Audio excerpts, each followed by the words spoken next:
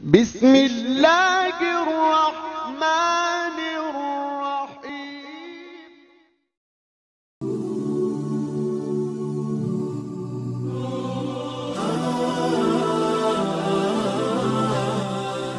ایک نوجوان امام ابو حنیفہ کا پڑوسی تھا جو بکثرت ان کے مجلس میں حاضر ہوتا رہتا تھا۔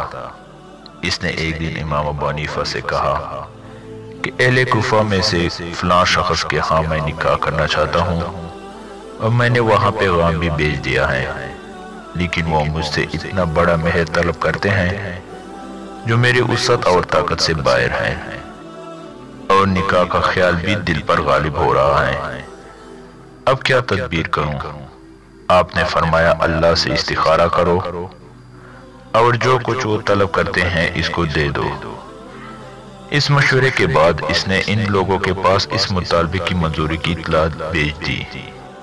پھر جب نکاح ہو گیا تو اس نے امام صاحب سے عرض کیا کہ میں نے ان سے یہ درخواست کی کہ مہر مقرر کا کچھ حصہ اب لے لیں، سر 10 کل کی ادائیگی میری وسعت سے باہر ہے، مگر وہ نہیں مانتے اور کہتے ہیں کہ اس کے بغیر پورا مہر ادا کیے نہ بھیجیں گے۔ آپ نے فرمایا ہیلا کر لو، اس وقت قرض لے کر ادا کر دو کہ تم اپنی زوجہ تک پہنچ جاؤ، اور امید ہے کہ ان لوگوں کی سخت مزاجی کی وجہ سے تمہارا کام آسان ہو جائے گا۔ اس نے ایسا ہی کیا کہ چند لوگوں سے قرض لے کر وہ رقم پوری کی۔ ان میں ایک ابو حنیفہ رحمۃ اللہ علیہ بھی تھے۔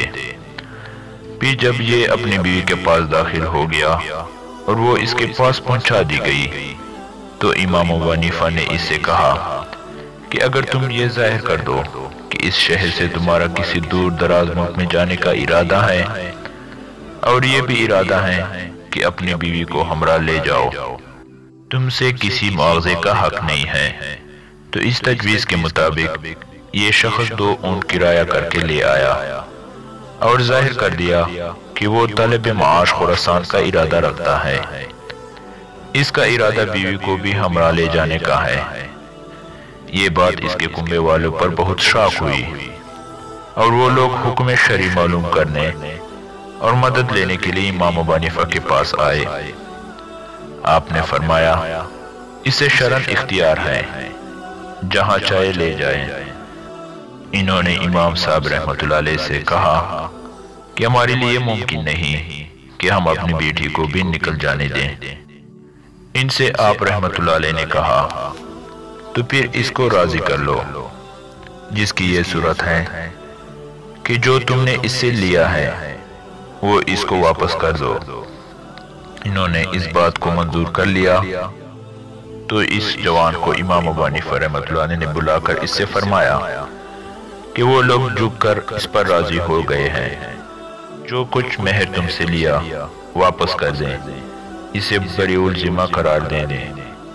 اب اس شخص کے دماغ پر فتح کا نشہ چڑھ گیا۔ اس نے کہا میں تو اس رقم سے اوپر مزید وصول کرنا چاہتا ہوں، مگر امام صاحب کی تنبیہ سے سب نشہ حرن ہو گیا۔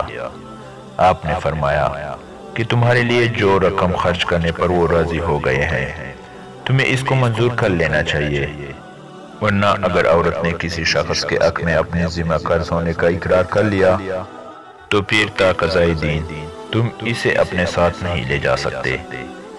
اس نے گھبرا کر کہا اللہ اللہ، پھر تو میں ان سے کچھ بھی وصول نہیں کر سکوں گا، کہیں اس ترکیب سے وہ مطلع نہ ہو جائے۔ بس وہ فوراً ٹھہر جانے پر آمادہ ہو گیا اور جو کچھ رقم مہر وہ دے رہے تھے اس کو واپس لینے پر اتفاق کر لیا۔